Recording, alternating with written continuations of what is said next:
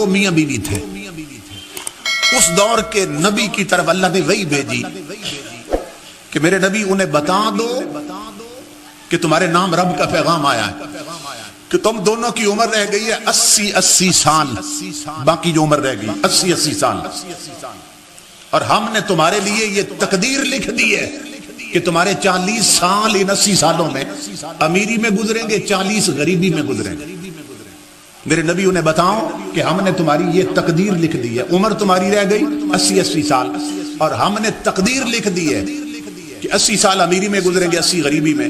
اب یہ تقدیر تمہاری لکھی جا چکی ہے، مگر تمہارا ایک عمل ایسا ہمیں اچھا لگا کہ تمہیں یہ اختیار دے رہے ہیں اپنا نبی بھیج کر کے، چاہو تو پہلے 40 سال امیری کے کر دیں، چاہو تو غریبی کے کر دو. اللہ کے نبی چل پڑے ان کی طرف. تو پہلے مرد ملا، اسے آپ نے بتایا تمہارے نام رب کا پیغام ہے، اور اللہ یہ فرماتا ہے کہ تقدیر لکھ دی ہے، لیکن اب تم چاہو، جو تم چاہو وہی ہم کر دیں گے.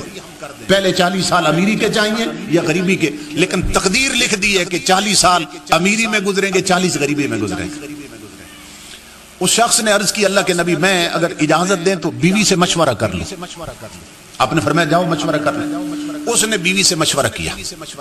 بیوی نے کہا کہ پہلے 40 سال نہ امیری کے لے لیتے ہیں، بعد میں جو ہوگا دیکھا جائے. وہ مرد آیا، اس نے اللہ کے نبی سے عرض کی کہ حضرت پہلے 40 سال نہ امیری کے کرتے، اللہ سے گزارش کریں کہ پہلے 40 سال ہمارے امیری میں گزر. اللہ کے نبی نے عرض کی، اللہ نے فرمایا ٹھیک ہے. ہم نے انہیں امیری دے دی. میں یتق اللہ یجعل لہ مخرجا، وہ مخرج بناتا، ایگزٹ بناتا. پیسہ آنا اسی دن شروع ہو گئے. جب دولت آئی تو میاں بیوی بیٹھ گئے، کھانا پکانے کا وقت آیا. میاں کہنے لگا یہ کسی سیاستدان کا وعدہ نہیں، روٹی کپڑے اور مکان کا، یہ رحمان کا وعدہ جس سے بڑا سچا کوئی نہیں. میری بیوی سن، 40 سال اب غریب تو ہو نہیں سکتے کہ سچے رب کا وعدہ. تو پھر آج دیگچی نہ چڑھا، دیگ چڑھا، میں غریبوں کو بلاتا. سمجھ رہے؟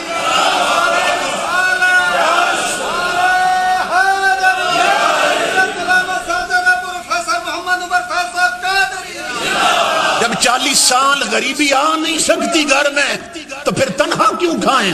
رب کی غریب مخلوق کو کیوں نہ کھلا؟ تو دیگ پکا، آٹا زیادہ گوند، میں یتیم بلاتا ہوں، میں غریب لاتا ہوں. ڈھونڈ ڈھونڈ کے امام الانبیاء کے غلاموں، جب کھانا تیار ہو گیا غریب یتیم بیٹھ گئے، کھانا چن دیا گیا.